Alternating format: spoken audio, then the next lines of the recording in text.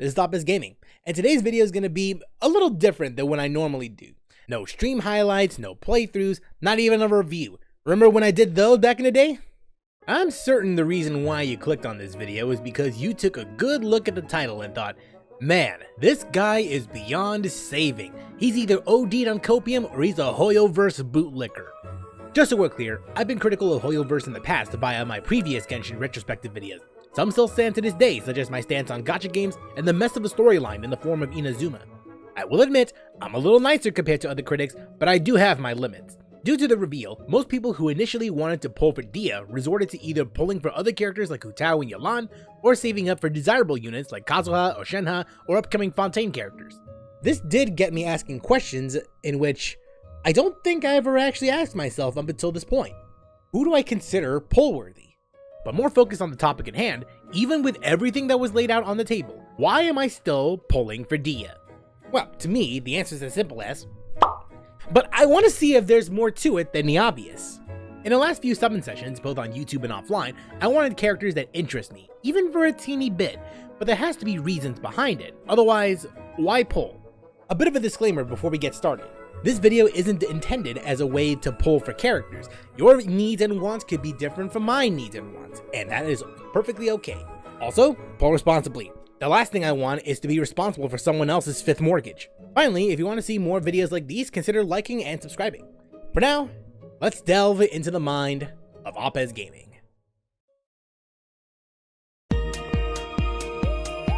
To get a better understanding of what kind of player I am, we should discuss my gaming interests over the past 10 years.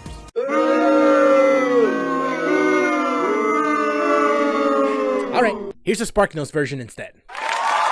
Before Genshin Impact, I played my fair share of gacha games. This is no secret, as I've talked about it in my 1 month later Genshin video. What I failed to discuss is my spending habits for most of these games, and what I do when new units are introduced. Let's take Love Live for example. This is the rhythm game I played back in 2014 where you collect variations of school idols and use them to perform shortened versions of the group's song list. In order to obtain more idols, you'll need to engage with the gacha. This is where I ask myself important questions regarding the game. Do any of the banners include any idol I have an emotional connection with? Are they my favorites? If so, does their outfit seem worthy enough to pull for? How much in-game currency do I have in stock? Would I have enough left over? At the time, I was less concerned about if the units are strong enough to pull for. I was more into the superfluous aspects of the game, rather than what's considered meta. As for my spending habits at the time, as insane as it sounds, only once a year would I buy a $20 pack of gems, because I felt that the enjoyment I received playing the game far outweighed the time spent. I wanted to reward the developers for the experience I wouldn't get anywhere else. That's the thing with me though. I would only offer money to free-to-play games that I felt was worth the time. By this point, I would become very stingy with my money, because I felt that the free-to-play games, or most games in general, aren't worth the money. That is, until Fortnite and Genshin Impact. Why these two games in particular? Some context is needed here. The first game I covered on this channel was Anthem. It was promised to be supported for a few years, but once the game came out and not many people bought the game, support was cut within a year. More games at this time are receiving regular content updates at the expense of the launch quality, some more insidious than the next. Genshin Impact and Fortnite came at a time when modern AAA price games are leaning towards offering a service first and a game second. That's not to say both of these games were perfect out of the box, but seeing this high level of quality at launch that's free to play is mind-blowing. That's where we transfer over to the gacha aspect of Genshin, and to the question of why do I pull for characters? As someone with an extensive fighting game background that leans more towards casual than competitive, this is familiar territory to me. Every time the character select screen comes up, new players will ask the same question, either to themselves or others. What character should I pick? In my case, I would pick the character that seems interesting to me, whether for gameplay or for looks. The last thing you want to do is to choose a character based on a tier list. I'm not saying it's the wrong way of playing a fighting game, button mashes do exist for a reason.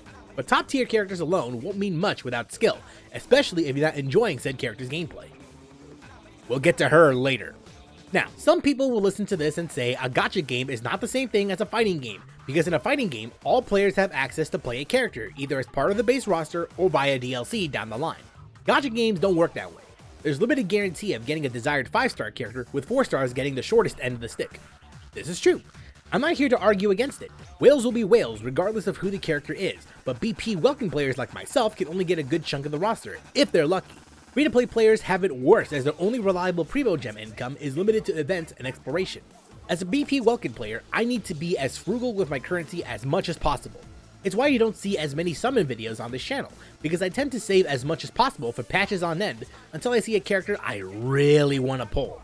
With all these factors at play, what do I consider pull-worthy? There are several examples I bring up whenever anyone asks, and each of these examples have vastly different reasons. After getting Klee in her first banner run in 2020, my next most wanted character would be Zhongli. Something to keep in mind is, this was prior to the buffs that he would later get down the line due to public backlash. My reason for getting Zhongli in the beginning was because of superficial reasons such as his character design and his English voice actor. I didn't give a damn about his less than stellar gameplay at the time. I wanted to get an ASMR session with Zhongli, and I know I'm not the only one. Hey, you do too if you heard from the voice of God himself. My experience with Eula is better told via a timeline. When I saw her design thanks to fan art, I was intrigued. I wanted to learn more about her in the coming weeks. As more trailers came in, my hype surrounding Eula increased. From her backstory to the way she danced, I was infatuated by her in a way not personally felt since Lisa. I was determined to get her one way or another. This was the first summon session I did on this YouTube channel.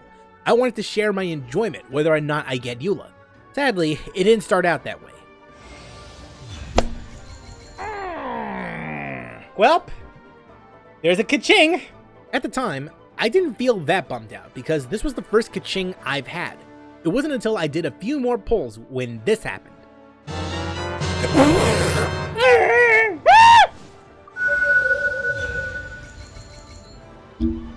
She was here. Eula came home. I was over the moon. While I don't think her gameplay is suited for the current meta compared to when she was new, I loved the gameplay loop of working to get her damage, akin to Frank West in UMVC3. So much so, I would occasionally bring her out when new units are introduced, like Layla. My reasons for pulling Kazuha and Ganyu are similar, but ended in different results. Sometime after pulling for Eula, I wanted to save up for the Electro Archon, so I skipped a number of banners. One in particular was Kazuha's banner in 1.6. I knew it was going to hurt because he seemed to be a fan favorite when it came to meta, especially after the fact. It wouldn't be until his rerun banner that I gave in and used my leftover wishes from Raiden's rerun to get him. Absolutely no regrets were made that day as he became a must-have for my team comps moving forward. Ganyu, from what I gathered at the time, was top tier. I liked her design, but I had little interest in her gameplay, so I skipped her banner. According to most content creators after the fact, she seemed to be in a similar league to Kazuha, an essential character everyone's gotta have.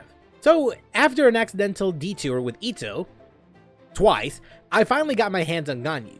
While I do think she's the best at what she does, her gameplay is so damn boring. Her gameplay loop can be summed up like this: skill, charge, shoot, charge, shoot. Repeat until enemy is dead. It's an effective but repetitive strategy that gets old fast in my eyes. That is, unless you get more copies of Ganyu and you could do skill, shoot, skill, shoot. Yes, let me use my valuable funds and pull for a character whose gameplay hasn't resonated with me to begin with. That'll make her fun, right? There's a very good reason why I brought up Ito alongside Ganyu. Initially, I wanted Goro in his first appearance to buff up my Noelle whenever I get her C6. That didn't plan out as I hoped it would. At first, I regretted my pulls because I was saving up for future characters like Shenhe and Yaemiko. But then I tried them out, and something clicked.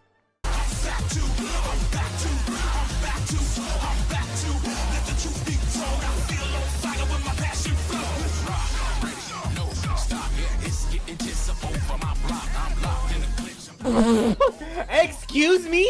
Putting aside his charismatic English VA and his top-notch design, Ito's gameplay fits my style. Don't think, just charge attack to win.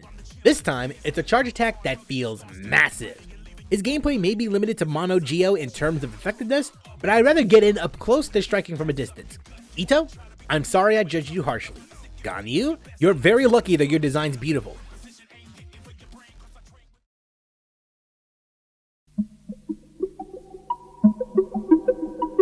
So, where does Dehya fall under this category? What do I find attractive about Dehya? Again, there's gotta be more to it than that. Much like Beidou, she appears to be an absolute badass who won't take shit from anyone unless their name is the Traveler or Dunyazad. More than anything, she is loving, caring, and is willing to put her life on the line for others. This might sound like a controversial take, especially for one particular user, but I prefer Dehya in terms of design and story over Beto. Just stay with me on this. For the longest time, I considered Beto as a personal favorite of mine alongside Nahida, Eula, and Raiden. When I did my updated tier list earlier this year, I shifted my opinion of Eula to Nahida in terms of my number 1 character, and there was one good reason for that. Show, don't tell. When Eula was released in Genshin, we had a good idea what her upbringing was like and how the Lawrence clan came to be. Here's the thing, however, most of what makes Eula Eula is through those trailers. Plus, aside from her own character quest and some events, she hasn't made much of an appearance in-game. That is, in comparison to Nahida, who was a prominent figure through the Sumeru questline, and as the player, we got to know who she is through the story. If someone were to ignore the trailers released, they would still get the big picture of Nahida as a character. No supplementary content necessary. Going back to the Dehya Beto comparison, we got to hear about who Beto is through spoken dialogue. We've heard about her exploits, but never actually seen it. The closest we could find is through the Inazuma questline, but not much more beyond that. That's in comparison to Dehya, where she is a prominent figure during the Sumeru questline.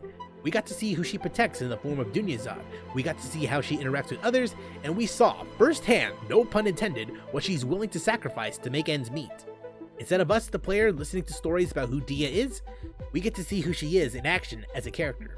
For a visual medium like games, this is effective storytelling and character building, one in which I can't help but admire. As someone who's disappointed by recent 4-star characters such as Dory, Candace, and Layla, I'm used to disappointment. Oh, but come on Pez, they're 4-star characters, they're supposed to be disappointing. Yaoyao's gameplay wasn't disappointing when she came out, Goro's role as a support didn't disappoint with Geocomps, and don't get me started with the 4-star launch characters. I'm not a meta-only puller because I'm that guy that really tried to make characters such as Chi-Chi, Jinyan, and Toma prior to Denjo feel good to play. As of this video, I haven't pulled for other meta-defining characters such as Xiao, Hu Tao, and Yoimiya. Hell, I have video proof where I was seriously trying to make Aloy, a character whose kit is nonsensical at best, work when not many people could be bothered to do it. I don't care about meta or usability, I want Pyro Mommy to carry me around like a princess.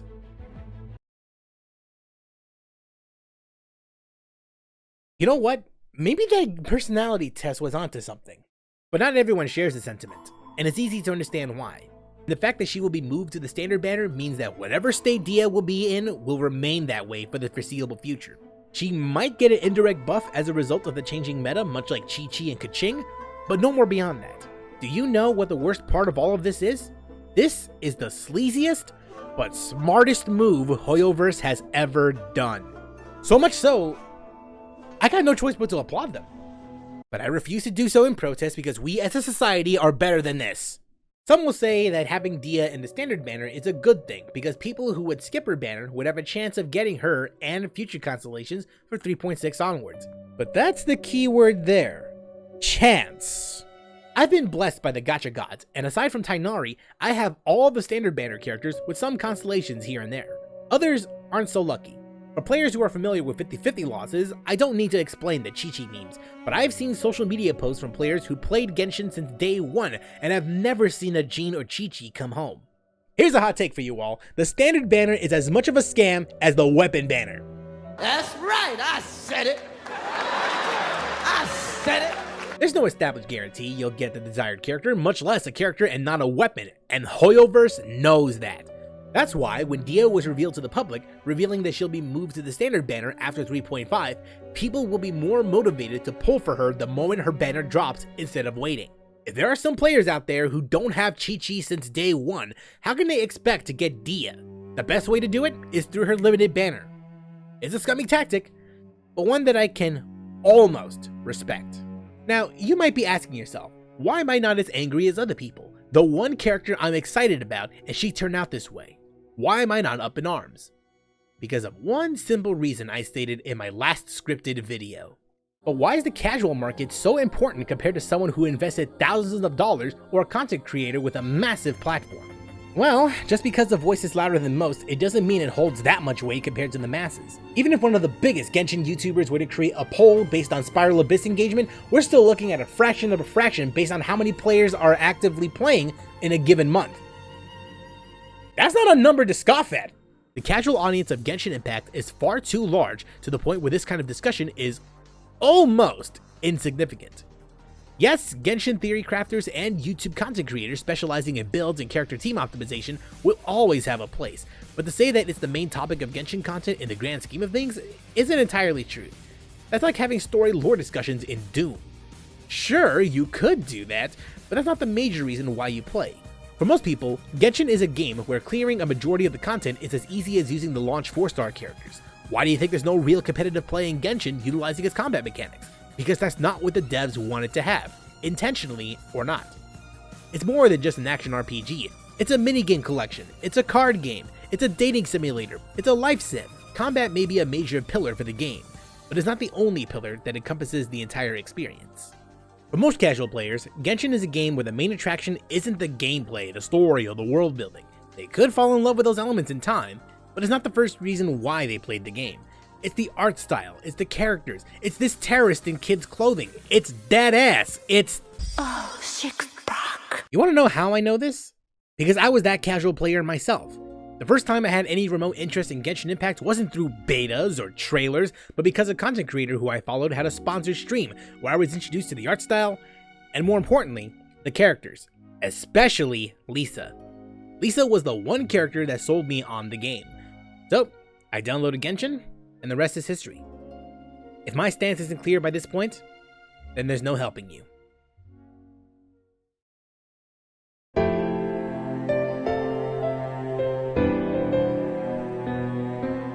I love Dehya. I really like her role in the Archon quest, and I love her design and personality. In light of her kit, and in the advent of her release, will her poor gameplay be enough for me to not pull for her?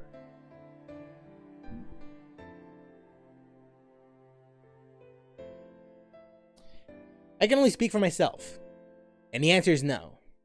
Between the Hida and future Fontaine characters, aside from Kokomi or Yoimiya reruns, Dehya is the only character I remotely care about.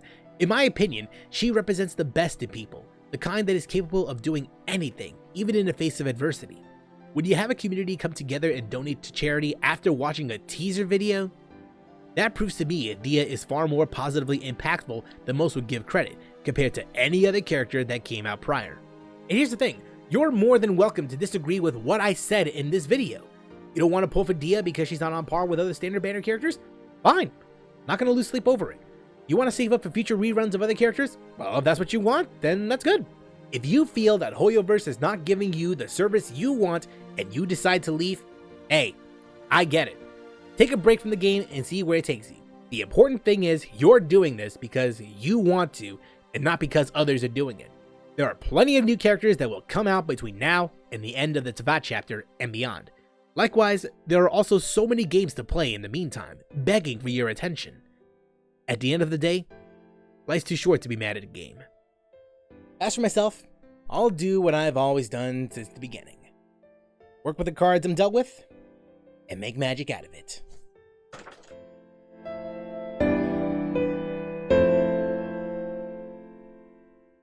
You know, I really shouldn't have done that. Why did I think that was a good idea? Why?